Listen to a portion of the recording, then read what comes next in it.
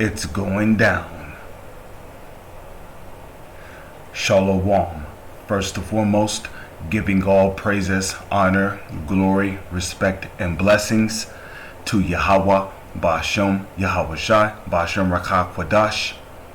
Salutations to the Lord's elect on the four corners of the earth, pushing this truth and sincerity while patiently waiting for Yahweh Shai's return.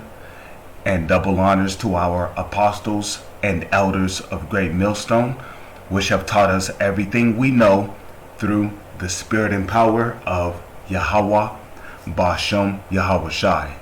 And welcome to another series of inflation. Welcome to another series of It's Going Down, being brought to you by the spirit and power of Yahweh, Ba'ashem, Yahweh Shai. Inflation leading to horrifying food insecurity, IMF. It says over 120 million people, right, in sub-Saharan Africa are under threat, IMF Africa had warns. So here's the picture right here, Now, they could be Israelites, right? They could be Israelites looking like Hamites, but we don't know for certain, right? The Lord works in various ways. But what we see down here are what they call Africans. And the reason why we say so-called Africans is because Africa is not the true name of that country. Okay, the true name of that country is really Ham, in which the word Ham goes back to Chum. Okay, Chum. Okay, so, but anyways, there are Israelites living in Africa, and the Lord said that He would bring judgment upon His people. Correct. So these children right here could be Israelites, or the people where this famine is taking place at could be Israelites, of whom the Lord is bringing judgment on.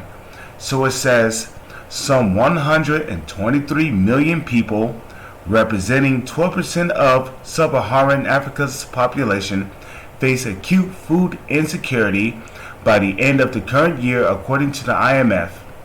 Twice yearly regional economic outlook published on Friday.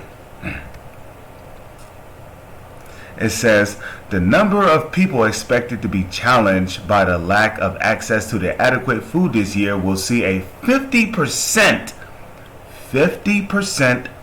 surge versus 82 million people affected before the pandemic.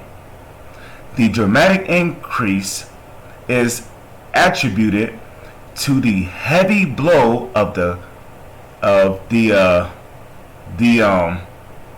juicy juice and spillover effects of the Russia-Ukraine conflict, which the Russia-Ukraine conflict, listen, that's just a scapegoat. Okay, Russia, the whole Russian-Ukraine thing is just a scapegoat.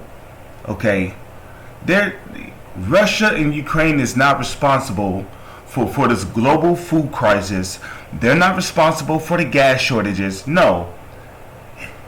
That Russia and Ukraine is being used as a scapegoat so that the so-called elites can give commands to their agents to evaporate, release whatever, waste gas or whatever, and destroy these different food facilities. Meanwhile, they're putting the blame on Russia and Ukraine. Okay, so it says Russia-Ukraine conflict, along with worsening unrest and drought in some parts of the sub-Saharan Africa. It says, what worries us really is the fact that this is coming on top of all of the dislocation caused by the pandemic. Abibi Selassie, the director of the IMF's African department, said as cited by Reuters. I was in Chad, and really the conditions that you saw there in terms of food security really are very, very horrifying, he said, adding that Ethiopia and Somalia and parts of Kenya were were on track for a fifth failed rainy season, while famine is looming in Somalia. It says annual food price inflation in the region has stood at more than 10% since the second half of last year, and the IMF's new economic outlook this week revised up its regional inflation forecast by 2% points to 8.7% for 2022.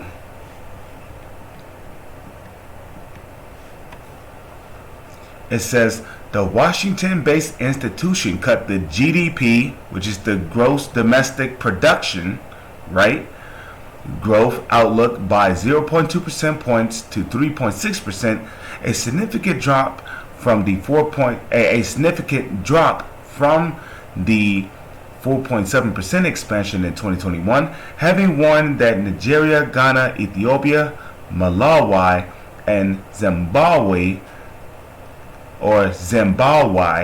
if I'm saying that correctly, Zimbabwe, may all need to raise interest rates faster or more decisively. It's a delicate balancing act that the central banks face, Selesi said. Inflation in this insidious, which the word insidious is a compound word, all right? The word in means not or no, and then you got the word sidious, which means tired or sleep. So the word insidious means no sleep. So these devils are losing sleep. Okay? These devils are losing sleep. Why? Over the fact that their kingdom is going down.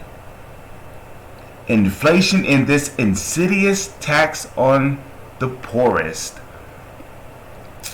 Well, okay. So, now, if we come over here, right? Because what's happening here is judgment coming from the Heavenly Father through His Son.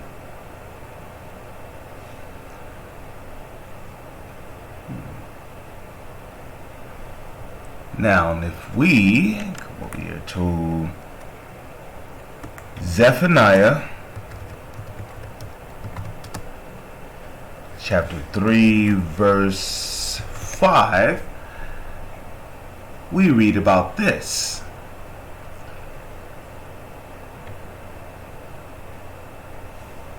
It says, the just Lord is in the midst thereof, He will not do iniquity. Every morning doth He bring His judgment to light. He faileth not, but the unjust knoweth no shame. So the point is that the Lord is bringing judgment. This is judgment coming from the Heavenly Father. Why? Because the world is wicked. Why is the world wicked? Because the wicked has rule and control over the whole world, and they will not do righteously. Okay, the scriptures say in the land of in the land of righteousness, right? They will not behold the majesty of the Lord, which that's talking about the land of Israel, but you can also apply that to the whole world, right? Because at one point this whole world was paradise. Now look at it, it's hell. But with that, I'm gonna say shalom. It's on to the next one.